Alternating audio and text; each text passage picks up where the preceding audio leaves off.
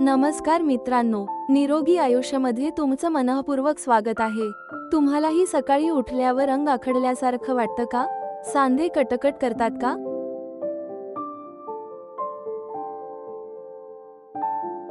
मान, पाठ किंवा कंबर सतत दुखते का? गुडघे दुखतात, हातापायात मुंग्या येतात, थंडी किंवा पावसाळ्यात हा त्रास आणखी वाढतो का?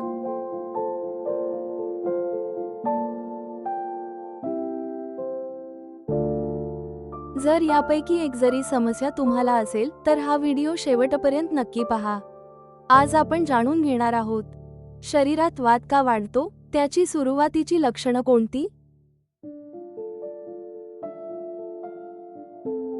आणि फक्त काही सोप्या सवयींनी वात कसा कमी करता येतो। हा उपाय अनेकांना आराम देणारा ठरू शकतो।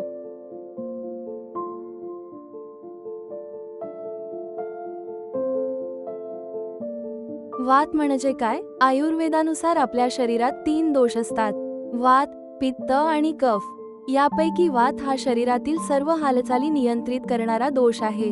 चालणे, उठणे, बसणे, सांधे हलणे।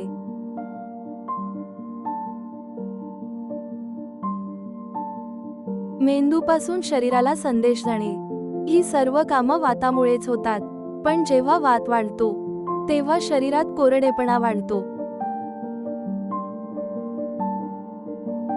स्नायू आखडतात, सांधे दुखू लागतात, मान, पाठ आणि कंबर दुखायला सुरुवात होते।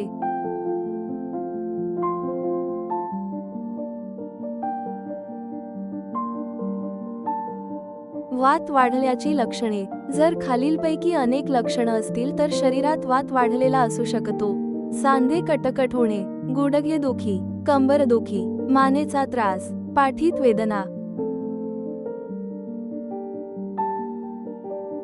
हातापायाला मुंग्या येणे, त्वचा कोरडी पडणे, गॅस आणि बद्धकोष्ठता, झोप नीट न लागणे, थंडी जास्त वाजणे।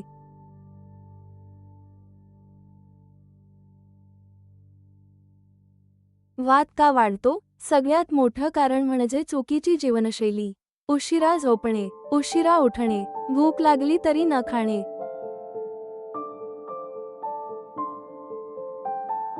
उपाशी राहणे, थंड पदार्थ जास्त खाणे, फ्रीजचं पाणी, जास्त चहा, कॉफी, तणाव,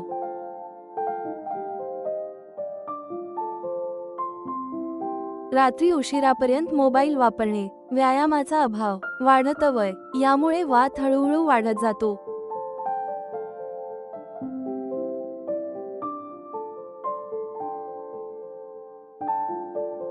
उपाय क्रमांक 1: कोमट पाणी प्या। सकाळी उठल्यावर 1 ते 2 ग्लास कोमट पाणी प्या। थंड पाणी शक्यतो टाळा। कोमट पाणी शरीरातील वात शांत करण्यास मदत करते।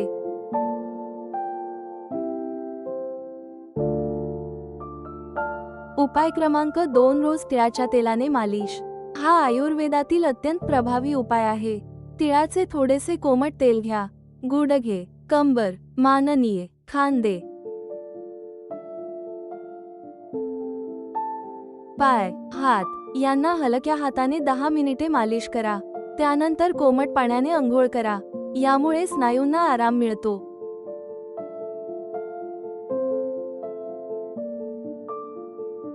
उपाय क्रमांक 3: हा साधा घरगुती काढा। 1 ग्लास पाण्यात अर्धा चमचा सुंठ, थोडी हळद, 2 ते 3 तुळशीची पाने,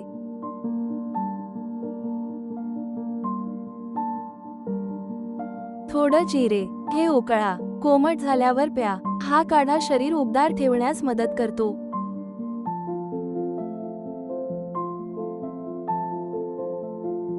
उपाय क्रमांक 4: आहारात हे पदार्थ वाढवा।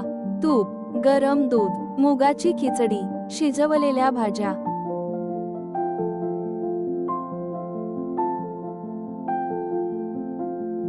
तीळ, बदाम, अक्रोड, सूप, गरम अन्न हे वात कमी करण्यासाठी उपयुक्त मानले जातात।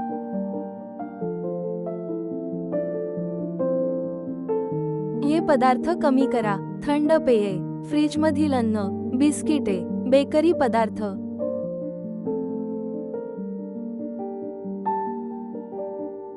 कोल्ड ड्रिंक्स, जास्त तिखट, जास्त कोरडे पदार्थ, वारंवार उपाशी राहणे,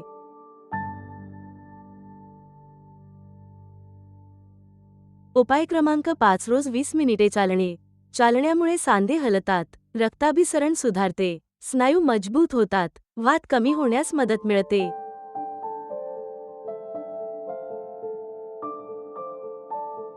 उपाय क्रमांक 6 हे 3 व्यायाम. पहिला, मान हलक्या हाताने उजवी डावी फिरवा. दुसरा, खांदे गोलाकार फिरवा. तिसरा, कंबर स्ट्रेच करा. हे व्यायाम वेदना कमी करण्यासाठी उपयुक्त ठरू शकतात.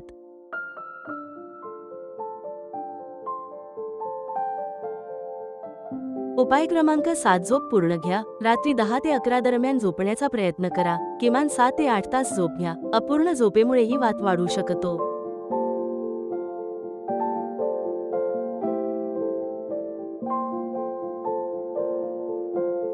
विशेष आयुर्वेदिक सल्ला. रोज रात्री झोपण्यापूर्वी 1 ग्लास कोमट दूध, त्यात अर्धा चमचा हळद आणि 1 चमचा तूप घेणे काही लोकांना आरामदायी वाटू शकते. मात्र मधुमेह, लॅक्टोज असहिष्णुता किंवा इतर वैद्यकीय समस्या असल्यास डॉक्टरांचा सल्ला घ्या.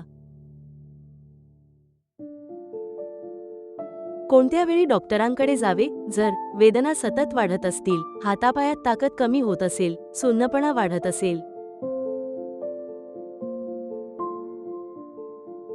तापासोबत सांधेदुखी असेल, अचानक चालण्यात अडचण येत असेल, तर स्वतः उपचार न करता त्वरित डॉक्टरांचा सल्ला घ्या.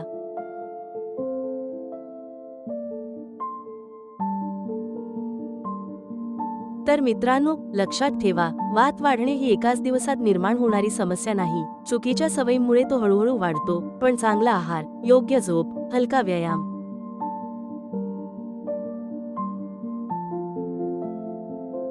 तिळाच्या तेलाची मालिश आणि गरम पाण्याचा वापर या साध्या सवयी अंगीकारल्यास अनेकांना अंगदुखी, सांधेदुखी, मान, पाठ आणि कंबरदुखीच्या त्रासात आराम मिळण्यास मदत होऊ शकते.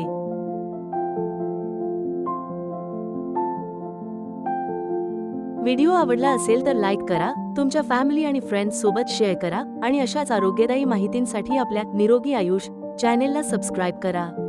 धन्यवाद. पुन्हा भेटू एका नवीन आरोग्यदायी व्हिडिओमध्ये.